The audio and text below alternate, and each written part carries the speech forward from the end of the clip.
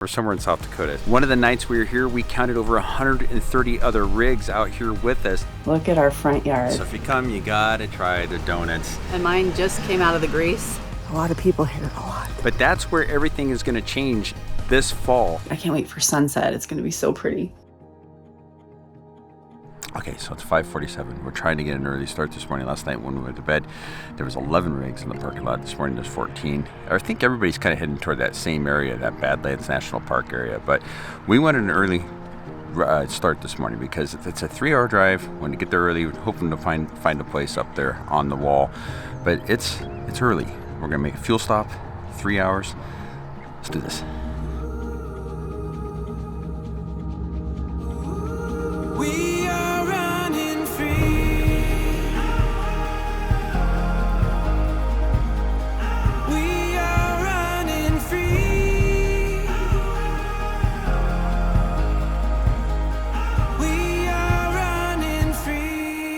This place is busy, and Ryan went down to check to see if there's any more spots down a little bit more level. We're not level, but it is a really good spot, really close to the edge. But man, there's so many people. Anyway, so we'll see. I don't know how close is too close, but look at this view. I mean, I would love to stay here if we can just get it leveled. Okay, I would say that was a little bit stressful trying to get into our spot. We're kind of by the edge, backed up, getting things leveled. We're pretty unlevel on one side, so yeah. But I think we're getting it. We're unhitched, so I think we'll be good. But I think our spot is pretty awesome. So we got up here and we got our spot, and it's, I don't know if you can hear that, but it's windy. And when you come up here and you come up that road, there's two directions to go. There's left or right. Now if you go right, they say that the views are better to the right, but there's not as many spots. If you go left, there's a lot of spots and it opens it up to the grasslands. When we initially came up here, I wanted to go left. Sarah wanted me to go right. So we went left and we started looking around a little bit. And there's spots, there's a lot of spots down there. But just to appease Sarah, we came back over here. I didn't think we'd find a spot. We came over here, we turned around.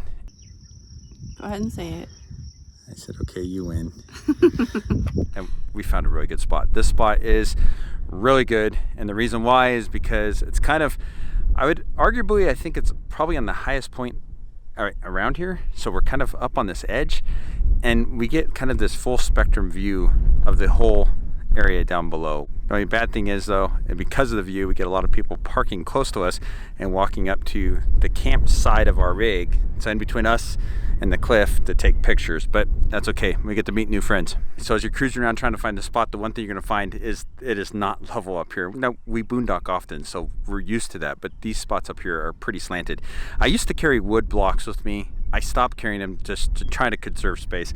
I need to start carrying it again because there's too many times where I need them. And this is one of those times because most of the spots are at a significant slant, and that's where, again, I found that our LevelMate Pro helped me, because as we're pulling into the spots, I could pull it on and see where we were level before we actually made the stop. There are a few spots that are more level over in the grassy areas, but kind of up here closer to the cliffs like what we are, there's a pretty significant slant to these spots here. So for whatever reason you're passing through this area, there's state parks, there's RV parks, but you gotta come here because look at this experience. It's free. And look at these views.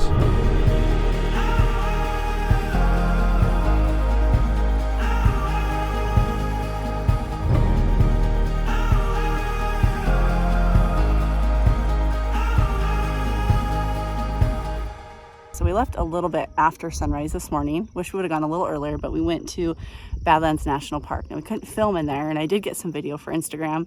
But the landscape was really cool. It was very, very different than anything we've ever seen before. We've been to like the Red Rocks area, but this was like white. It was really neat. There's lots of pullover areas and lots of viewpoints you can stop at. So that was nice because we had the pups with us. So you can't take them on really anywhere. So they kind of hung out in the truck while we went and looked at the viewpoints, and it was really very cool. And our spot is only like 2 miles from the entrance. I bet it's not even 2 miles from the entrance. So we're really close. So that was nice too, just to get there and get out. It's not a very big park. So another thing, what do y'all think about van life?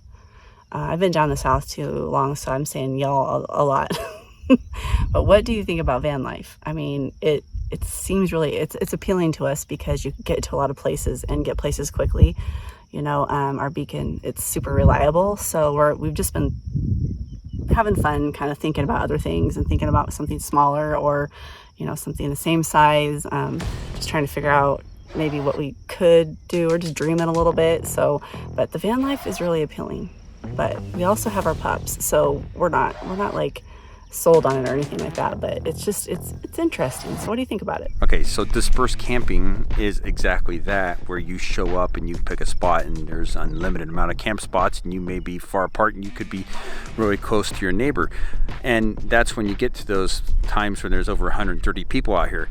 But all that's going to change this fall because they're implementing a new rule where there's only going to be 70 designated campsites. There's going to be poles in places where those campsites are, and you'll be able to have one camper and one vehicle at each one of those campsites. Now, we were told the reason why they're doing that is because of how popular and populated this place has become and the impact that's happening to it because of all the people that are visiting here all the time. So it's a huge change. It's sad to see those changes, but then again, it's helping protect what's happening out here. And probably in the long run, as you're out here boondocking, it might be a better experience because maybe you won't have those people that are 10 feet from you. There'll be designated spaces for everybody to be in. If you're coming to Badlands, this is definitely the place to come and camp while you're visiting the park, because you look at these views and the sunset we just watched, there's not much like it.